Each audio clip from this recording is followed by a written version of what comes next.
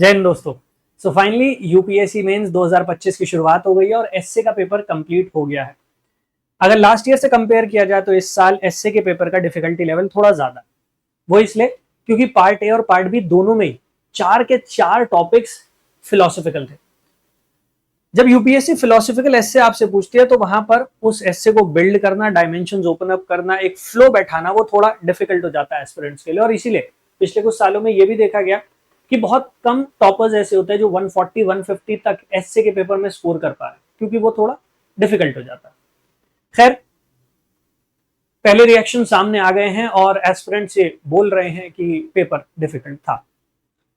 इस लेक्चर में मैं डिस्कस करने वाला हूं पार्ट 1 का पहला topic, that is truth knows no colour. और मैं आपको समझाऊंगा किस तरीके से आपको फिलोसॉफिकल एसेज इंटरप्रेट करने होते हैं और किस तरीके से आप उसमें डायमेंशन ओपन अप कर सकते हैं।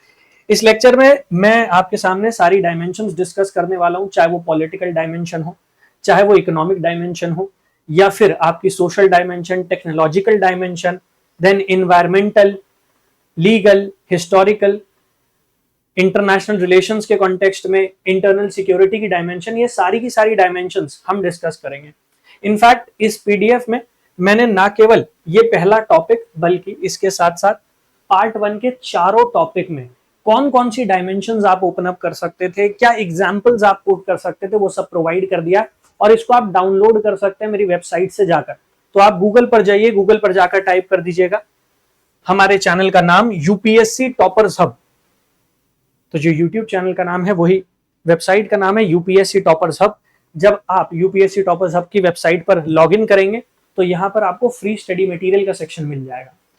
आर कोर्सेज है यहाँ पर, नहीं तो आप नीचे चले जाना, यहाँ नीचे फ्री स्टडी मटेरियल का सेक्शन है, यहाँ चले जाना। जब आप फ्री स्टडी मटेरियल के सेक्शन पर आ जाओगे तो यहाँ पर जितनी क्लासेस चलती हैं यूट्यूब पर, मेरी फ्री क्लासेस, उन सब की पीडीएफ यहाँ पर मिल जाएगी। ठीक है, सारी की सारी यहाँ पर अवेलेबल है आपके लिए। यहीं पर आपको ये जो एस्से है ये भी मैं अपलोड कर दूंगा, यहीं से आप डाउनलोड कर सकते हैं। इसे डाउनलोड करने के लिए 50 मोस्ट इंपॉर्टेंट टॉपिक्स का सेक्शन है, यहां चले जाना। यहां पर मैंने ऑलरेडी मोस्ट रिपीटेड एस्से टॉपिक्स अपलोड किया हुआ है। इसमें 2013 से लेकर 2025 तक जितने इंपॉर्टेंट टॉपिक्स यूपीएससी ने पूछे हैं, 8 ऐसे इंपॉर्टेंट थीम्स हैं जिन पर यूपीएससी रेगुलरली एस्से पूछ रही है आपसे, वो मैंने यहां पर आपके लिए एनलिस्ट कर दी। तो आप इसको डाउनलोड कर लेना और यहीं पर नीचे की तरफ आपको आज की ये एस्से वाली पीडीएफ जो है वो भी मिल जाएगी, इसको भी आप यहां से डाउनलोड कर सकते हैं। तो चलिए डिस्कस कर लेते हैं। सबसे पहले ट्रूथ नोज नो कलर। सच्चाई किसी रंग को नहीं देखती है, मतलब सच्चाई रंग के आधार पर भेदभाव नहीं करती। क्या रंग के आधार पर भेदभाव करने से कुछ याद आता है आपको? बिल्कुल याद आएगा, नस्ल भेद। आज भी वेस्टर्न कंट्रीज में अगर आप जाएंगे तो वहां पर आपको नस्ल भेद, रेशियल डिस्क्रिमिनेशन वो देखने को मिल जाता है। कई बार वीडियोस सामने आती हैं, बहुत सारे केसेस सामने आते हैं जहां पर इंडियंस के साथ रेशियल डिस्क्रिमिनेशन किया जाता है, नस्ल भेद किया जाता है। और अगर आज से 100 साल पुरानी मैं बात करता हूं, या 100 साल भी नहीं, 70-80 साल पीछे भी हम जाते हैं, तो ब्रिटिश एम्पायर में नस्ल भेद देखी जाती थी, रेशियल डिस्क्रिमिनेशन देखा जाता था। अफ्रीका जहां पर अपार्थीड मूवमेंट चलाई गई, ये प्रोवर्ब, ये कोट वहीं से आया है, that truth knows no colour. African American movement चलाई गई, ये अफ्रीकन अमेरिकन मूवमेंट यूएसए में चलाई गई, जिससे अफ्रीकी मूल के जो अमेरिकी नागरिक हैं उन्हें उनके अधिकार दिलाए जा सके, अफ्रीकन अमेरिकन को उनके सिविल राइट्स दिलाए जा सके। तो ये जो सिविल राइट्स का दौर था अमेरिका में, वहां से निकल कर आते हैं ये proverb, truth knows no colour. इसका मतलब क्या है? इसका एक बहुत सिंपल सा मीनिंग है, वो ये है एब्सेंस ऑफ डिस्क्रिमिनेशन। अब यहां पर एब्सेंस ऑफ डिस्क्रिमिनेशन आप कलर के कॉन्टेक्स्ट में कह रहे हैं, but this is just a way of expression. मतलब इस एस्से की बेसिक थीम क्या है? इस एस्से की बेसिक थीम है डिस्क्रिमिनेशन नहीं होना चाहिए। ठीक है, डिस्क्रिमिनेशन नहीं होना चाहिए। और अगर डिस्क्रिमिनेशन हो रहा है, अगर भेदभाव हो रहा है, तो वहां पर हमें कदम उठाने हैं कि हम उस भेदभाव को खत्म करें। ये इसका सेंट्रल थीम। अब होता क्या है, बहुत सारे एस्पिरेंट्स जिन्होंने एसए की अच्छे से तैयारी ना की हो, जिन्हें एसए के बारे में प्रॉपर नॉलेज नहीं होती, वो क्या करते हैं, वो सिर्फ इस स्टेटमेंट को वर्ड टू वर्ड इंटरप्रेट करते हैं और उसके बाद उसे लिखना शुरू कर देते हैं। आपको फिलोसॉफिकल एसए की बेसिक थीम जो है, द अंडरलाइनिंग थीम, पहले उसे आइडेंटिफाई करना है, जो यहां पर है absence of discrimination, creation of a just society, ensuring that everybody has equal access to all the resources and equal rights, जो हमारे कॉन्स्टिट्यूशन का भी एक ऑब्जेक्टिव है। आपको उस डायमेंशन को एक्सप्लोर करना है और उसे historical, political, legal, societal, in fact technological, international relations, उन सब के साथ जोड़ना है। ठीक है, तो सेंट्रल थीम हो गई that there must not be discrimination, भेदभाव नहीं होना चाहिए समाज में, ये इसकी सेंट्रल थीम है। अब क्योंकि ये प्रोवर्ब जो आई है ये अफ्रीकन अमेरिकन मूवमेंट से आई है, इसी वजह से वहां पर वो कलर वर्ड यूज किया गया है, क्योंकि अगर आप बात करते हैं अफ्रीकन अमेरिकन तो उनका कलर, जो वेस्टर्न कंट्रीज में रहने वाले लोग हैं जो अपने आप को सुपीरियर मानते हैं व्हाइट्स, उनसे डिफरेंट होता है, इसी वजह से उनको उनके राइट्स नहीं मिलते थे, इसीलिए वो कलर के बेसिस पर डिस्क्रिमिनेशन हो रहा था। इसी वजह से ये प्रोवर्ब आई, ट्रूथ नोज नो कलर, मतलब सच्चाई जो होती है वो तथ्य पर आधारित होती है, वो फैक्ट्स पर बेस्ड होती है और डिस्क्रिमिनेशन नहीं होना चाहिए कलर के नाम पर। ये इसकी सेंट्रल थीम हो जाएगी। ठीक है, अब कैसे आपको अलग अलग डायमेंशंस को टच करना है, अलग अलग डायमेंशंस को ओपन अप करना है, तो अगर मैं सबसे पहले बात करता हूं पॉलिटिकल डायमेंशन, तो पॉलिटिकल डायमेंशन सिंपल हो जाएगी। यहां पर आपको यह इंश्योर करना है कि गवर्नेंस का जो प्रोसीजर है उसमें डिस्क्रिमिनेशन नहीं होना चाहिए, सबको इक्वल अपॉर्चुनिटी, इक्वल पार्टिसिपेशन मिलना चाहिए। जैसे अगर आप हमारे यहाँ बात करेंगे इंडिया में, तो हमारे यहाँ लोकल लेवल पर जो गवर्नमेंट काम कर रही है वहां पर रिजर्वेशन के प्रोविजन, लोकसभा, विधानसभा, इनके केस में रिजर्वेशन के प्रोविजन है। ये रिजर्वेशन के प्रोविजन क्या कर रहे हैं, ये पार्टिसिपेशन प्रोवाइड कर रहे हैं, डिस्क्रिमिनेशन को खत्म करने की कोशिश कर रहे हैं, ये वहां से लिंक हो जाएगा। तो जब आप पॉलिटिकल डायमेंशन की बात करेंगे तो पॉलिटिकल डायमेंशन में आपको गवर्नेंस में ट्रूथ नोज नो कलर, उस एंगल को हाईलाइट करना है। The court signifies that truth in governance should be color blind, ensuring policies and justice are based on facts, not partisan or racial basis। ये PDF जो है ये मैं English Hindi दोनों में ही अपलोड करूंगा, टेंशन मत लेना। तो जो हिंदी मीडियम के एस्पिरेंट्स हैं आप चिंता मत करना, यहाँ समझा तो हिंदी में ही रहा हूँ, वहां पीडीएफ भी जो आपको मिलेगी वो हिंदी में ही मिलेगी जब आप डाउनलोड करेंगे। ठीक है, चिंता मत करो। तो जो गवर्नेंस की प्रक्रिया है, गवर्नेंस का प्रोसीजर है, वहां पर जो डिसीजन मेकिंग हो रही है it should be based on facts, और ये इंश्योर किया जाना चाहिए कि अगर डिस्क्रिमिनेशन है उस डिस्क्रिमिनेशन को खत्म किया जाए, और जो पॉलिसीज बनाई जा रही हैं, जो प्रोग्राम्स चलाए जा रहे हैं उसमें ये इंश्योर होना चाहिए कि इक्वालिटी इंश्योर। ठीक है, यहां पर एग्जांपल्स भी मैंने प्रोवाइड कर दिया और पॉजिटिव साइड और नेगेटिव साइड वो भी हाईलाइट किया, क्योंकि देखिए जब आप एक एस्से बिल्ड करते हैं तो एस्से होलसम होता है। होलसम से मतलब ये है जो पूछा जा रहा है उसको तो एड्रेस करना है, लेकिन उसके पॉजिटिव नेगेटिव वो दोनों डायमेंशंस, वो दोनों साइड्स भी आपको हाईलाइट करनी है। तो ना केवल ये political, economic, social, technological, legal ये डायमेंशन हाईलाइट करनी है, इसके पॉजिटिव और नेगेटिव एस्पेक्ट जो है उनको भी हाईलाइट करना है, उन पर भी बात हमें करनी है। अब जब हम बात करते हैं इकोनॉमिक डायमेंशन की, ठीक है, तो इकोनॉमिक बेसिस पर जो डिस्क्रिमिनेशन होता है उसको तो हमें रोकना ही है। ठीक है, लेकिन इसके साथ साथ we have to make sure कि ट्रांसपेरेंट और मेरिट बेस्ड सिस्टम्स हम डेवलप करें जिससे सभी को इक्वल अपॉर्चुनिटी मिले। जैसे अगर आप कॉन्स्टिट्यूशन ऑफ इंडिया की बात करते हैं, हमारे कॉन्स्टिट्यूशन में यही तो लिखा गया, equality of status and opportunity. तो वो इक्वालिटी ऑफ अपॉर्चुनिटी की जो बात की जा रही है वहां पर इकोनॉमिक इक्वालिटी की हम बात कर रहे हैं, और वही है lack of discrimination, absence of discrimination. तो हमें ये मेक श्योर करना है कि transparent merit based systems develop हो जहां पर सभी को अपॉर्चुनिटीज मिले। ठीक है, अगर इसका पॉजिटिव साइड आप देखते हैं तो drives fair resource allocation and growth. इससे ये इंश्योर होगा कि जो हमारी रिसोर्सेज हैं वो सभी के बीच में इक्विटेबली डिस्ट्रीब्यूटेड हो, और इसके लिए हमारे यहाँ बहुत सारी स्कीम्स भी चलाई जा रही है, क्योंकि जब आप ऐसे लिख रहे हैं तो आप एग्जांपल्स भी कोट करेंगे, ये दिखाने के लिए कि प्रैक्टिकली कैसे ये इंश्योर हो रहा है that truth knows no colour. तो यहां पर माइक्रो फाइनेंस की आप बात कर सकते हैं। आप हमारे यहाँ फीमेल्स को एम्पावर करने के लिए एनजीओस फंक्शन कर रहे हैं, आप उसकी बात कर सकते हैं। इसके साथ साथ हमारे यहाँ छोटे छोटे सेल्फ हेल्प ग्रुप्स बनाए जा रहे हैं जो विमेन सेंट्रिक हैं, आप उसको हाईलाइट कर सकते हैं। तो वो सारी चीजें आप हाईलाइट कर सकते हैं जब हम बात करते हैं इकोनॉमिक डायमेंशन की। फिर हम आते हैं सोशल डायमेंशन पर। तो सोसाइटी में जो कास्ट बायस है उसको हमें खत्म करना है। We have to make sure कि हम सभी को इक्वली ट्रीट करें। कॉन्स्टिट्यूशन ऑफ इंडिया ये इंश्योर करा रहा है, ठीक है। तो socially the court asserts that truth in human relation should transcend colour. और यहां पर अगर हम अपनी बात करते हैं, अपने देश की बात करते हैं, अपनी कंट्री की बात करते हैं, तो यहां पर हम कलर से डिस्क्रिमिनेशन को जब जोड़ेंगे तो इसका मतलब है जैसे हमारे यहाँ कास्ट बेस्ड डिस्क्रिमिनेशन है, हमें उसको खत्म करना है।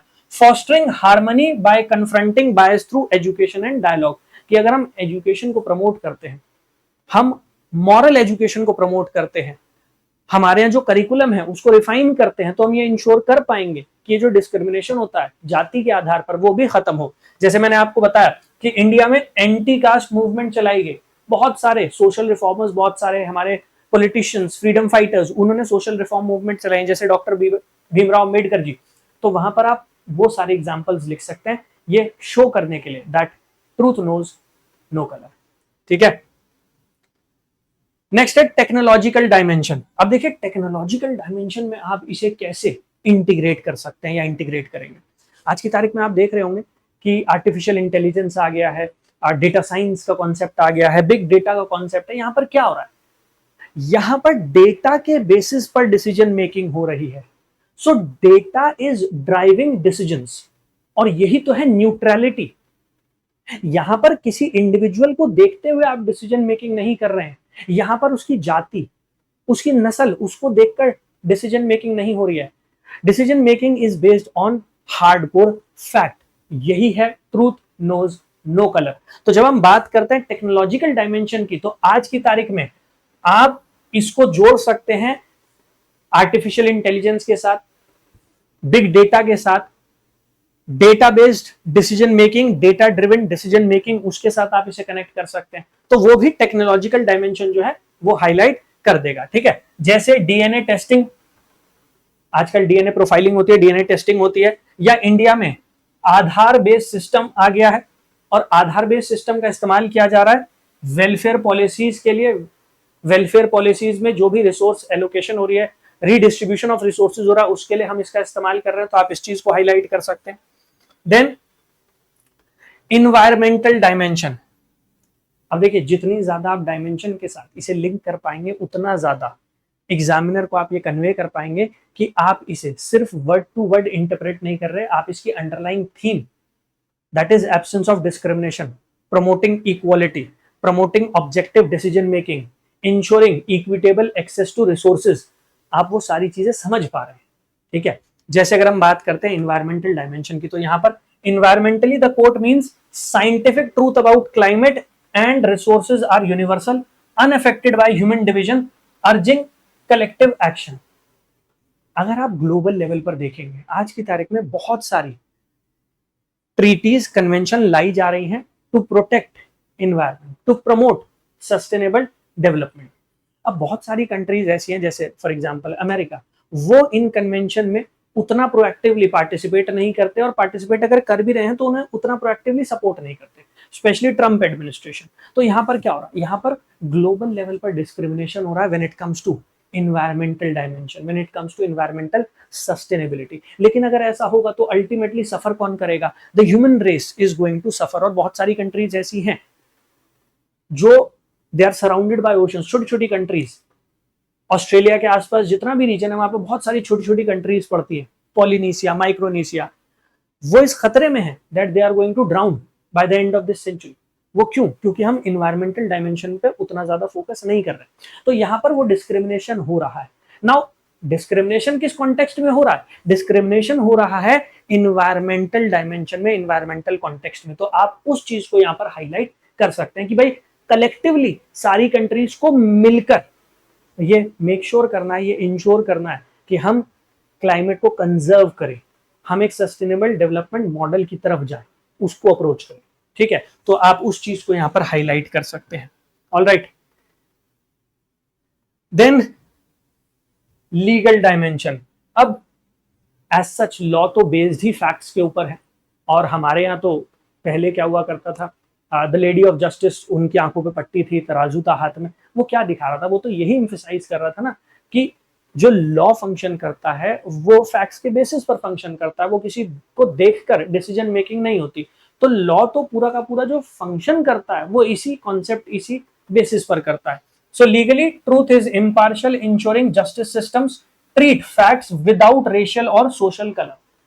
ठीक है, तो ये तो पूरी डायमेंशन ही ऐसी है जो इस सेंट्रल थीम के साथ बिल्कुल इंटीग्रेटेड है, कनेक्टेड है, आपको उसी को हाईलाइट कर देना है। ठीक है, और अगर हम बात करते हैं ट्रूथ नोज नो कलर, तो ये कॉन्सेप्ट रूल ऑफ लॉ, ये जो प्रिंसिपल है उसको भी स्ट्रेंथन करता है, इक्वालिटी इंश्योर करता है। ठीक है, then you have historical dimension. Historical dimension में भी आप अनबायस्ड नैरेटिव्स की बात कर सकते हैं। अलग अलग टाइम में अलग अलग हिस्टोरियंस ने हिस्ट्री को डिस्टॉर्टेड फॉर्म में अपने अपने पॉइंट ऑफ व्यू के साथ लिखा है, बट दैट इज अ बायस। हमें उस बायस को खत्म करना है। History should be based on facts, तो आप उस डायमेंशन को हाईलाइट कर सकते हैं। अब देखिए, जरूरी नहीं है कि आपको सारी डायमेंशंस को हाईलाइट करना है। यहाँ तो जो मैं आपके लिए डायमेंशंस ओपन अप कर रहा हूँ या आपको बता रहा हूँ वो इसलिए कि भाई कैसे आप अलग अलग टॉपिक्स के साथ, अलग अलग थीम्स के साथ इन्हें इंटरलिंक कर सकते हैं। बट अगर आपको लग रहा है कि कोई थीम ऐसी है जिसके साथ आप कन्विंसिंगली उसको नहीं इंटीग्रेट कर पाएंगे, तो कोई जरूरत नहीं है आपको उसके साथ उसे कनेक्ट करने की।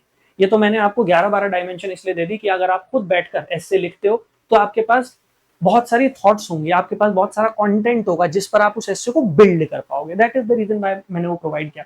तो अगर आपको ऐसा लगता है कि नहीं सर हम हिस्ट्री के साथ उसे लिंक नहीं कर पा रहे हैं, यू कैन अवॉइड इट।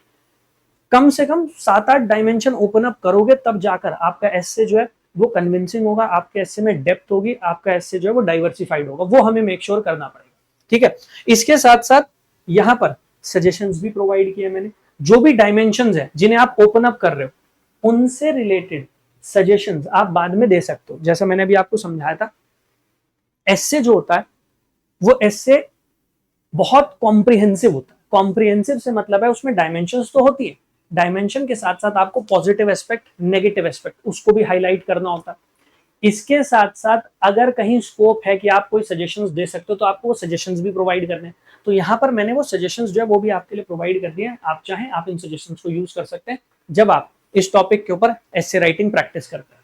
तो नेक्स्ट है इंटरनेशनल रिलेशंस। अब इंटरनेशनल रिलेशंस में इक्वालिटी बहुत इंपॉर्टेंट होती है। दो कंट्रीज के बीच जो रिलेशनशिप होते हैं अगर वो इक्वालिटी पर बेस्ड नहीं होते तो फिर कभी ना कभी उनके रिलेशनशिप में आपको खटास देखने को मिल जाती है, रिटर्न सार।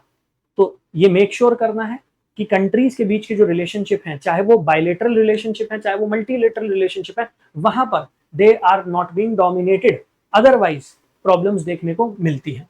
सो the court promotes diplomacy based on factual truth, subduing conflicts through impartial negotiation over biased alliance. तो हमें इम्पार्शियल नेगोशिएशन, डिप्लोमेसी के थ्रू ये मेक श्योर करना है कि हम ग्लोबल इश्यूज जो हैं उनको रिजॉल्व कर पाए, उनको सॉर्ट कर पाए।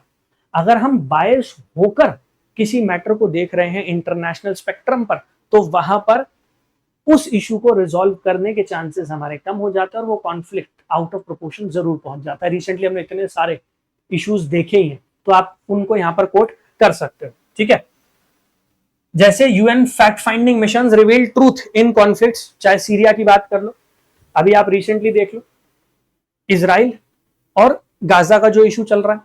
अब पहले इजराइल के ऊपर अटैक हुआ, लेकिन उसके बाद इजराइल ने भी बहुत डेवास्टेटिंग अटैक्स किए हैं और इतने सारे लोग मारे गए। तो वहां पर भी हमें न्यूट्रलिटी के साथ, इम्पार्शियलिटी के साथ कि कौन हमारा अलाय रहा है, हमें इम्पार्शियलिटी और न्यूट्रलिटी के साथ ये देखना चाहिए कि इस समय वहां ह्यूमैनिटेरियन क्राइसिस किस लेवल का चल रहा है और उसके बेसिस पर एक डिप्लोमेटिक सॉल्यूशन निकालने की कोशिश की जानी चाहिए। ठीक है, तो यहां पर आप उस चीज को हाईलाइट कर सकते हो। देन इंटरनल सिक्योरिटी की डायमेंशन है, आप उसको भी एम्फसाइज कर सकते हो, यहां पर आप उसको भी हाईलाइट कर सकते हो। For internal security, truth डिसरिगार्ड्स colour bye focusing on factual threat, ensuring unbiased intelligence and counter measures. देखिए, बहुत सारे केसेस में जो पॉलिटिक्स होती है वो डोमिनेट करती है इश्यूज को, और इसी वजह से जो हमारी एजेंसीज भी फंक्शन कर रही हैं, कई बार उनकी फंक्शनिंग में भी इम्पार्शियलिटी या न्यूट्रलिटी वो मिसिंग रहती है। बहुत सारे केसेस भी ऐसे सामने आए हैं। हमें कोशिश करनी है कि फैक्ट्स के ऊपर इन्वेस्टिगेशन की जाए, ना कि पर्सनल या पॉलिटिकल बायसेस के ऊपर। We have to make sure of that. ठीक है, तो यहां पर आप इंटरनल सिक्योरिटी की अगर वो डायमेंशन हाईलाइट करना चाहते हैं तो आप उसको भी हाईलाइट कर सकते हैं। So there are ample amount of dimensions जो इस एस्से में हाईलाइट की जा सकती हैं। जैसे मैंने आपको बताया, बहुत सारी ऐसी डायमेंशन है जिन्हें आप एथिकल डायमेंशन है, और ये तो एक बहुत इंपॉर्टेंट डायमेंशन है जो ऐसे एस्से में हाईलाइट की जाएगी क्योंकि ये फिलोसॉफिकल एस्से है। तो बहुत सारी ऐसी डायमेंशंस हैं जिनको आप ओपन अप कर सकते हैं। और जैसे मैंने बताया, ये तो सिर्फ एक एस्से है जो मैं डिस्कस कर रहा हूँ। अब बाकी जो एस्से हैं, पार्ट 1 के 4 एस्से हैं, चारों के चारों टॉपिक के ऊपर मैंने आपके लिए इंपॉर्टेंट पॉइंट्स कैसे आप इन्हें हाईलाइट कर सकते हो वो ऐड कर दिया है। इसको आप डाउनलोड कर सकते हैं। डाउनलोड करने के लिए आप वेबसाइट को विजिट कीजिए, वेबसाइट से आप इसे डाउनलोड कर सकते हैं। एक बार फिर से मैं आपको बता देता हूँ, गूगल पर जाओ, जाकर टाइप कर दो यूपीएससी टॉपर्स हब, हमारी वेबसाइट का नाम। जब आप यूपीएससी टॉपर्स हब वेबसाइट का नाम टाइप कर दोगे तो वेबसाइट आपके सामने आ जाएगी। वेबसाइट पर चले जाइए। जब आप वेबसाइट पर आ जाएंगे तो यहाँ पर आपको पहले तो बैचेस मिल जाएंगे। अगर आप बैचेस में हमारे साथ जुड़ना चाहते हैं, मेंटोरशिप, फाउंडेशन का बैच, इसके साथ साथ पीएसआई और ऑप्शनल की क्लासेस चल रही हैं, आप इनमें हमारे साथ जुड़ सकते हैं। In case you have any query regarding any batch तो यहाँ पर कॉन्टैक्ट अस का ऑप्शन है, यहाँ चले जाइएगा। ये नंबर दिया गया है, इस नंबर पर आप कॉल कर सकते हैं, व्हाट्सएप मैसेज ड्रॉप कर सकते हैं किसी भी बैच की इंक्वायरी के लिए। यहाँ पर आपको इन्फॉर्मेशन मिल जाएगी। ये पीडीएफ आप कहाँ से डाउनलोड कर सकते हैं, इसके लिए जैसे मैंने आपको बताया, आर कोर्सेज के सेक्शन में जाइएगा। आर कोर्सेज के सेक्शन में आप आएंगे तो यहाँ पर फ्री यूपीएससी स्टडी मटेरियल का सेक्शन है। यहाँ आप आ जाएंगे तो यहाँ नीचे की तरफ 50 मोस्ट इंपॉर्टेंट टॉपिक्स दिए गए हैं, यहाँ चले जाइएगा। जब आप यहाँ आ जाएंगे तो इसी के नीचे ये पीडीएफ मैं अपलोड कर दूंगा, यहाँ से आप इस पीडीएफ को डाउनलोड कर सकते हैं। और इसके अलावा भी बहुत सारा फ्री स्टडी मटेरियल यहाँ पर अवेलेबल है, उसे आप डाउनलोड कर सकते हैं। आपकी तैयारी में जरूर आपकी बहुत हेल्प करेगा।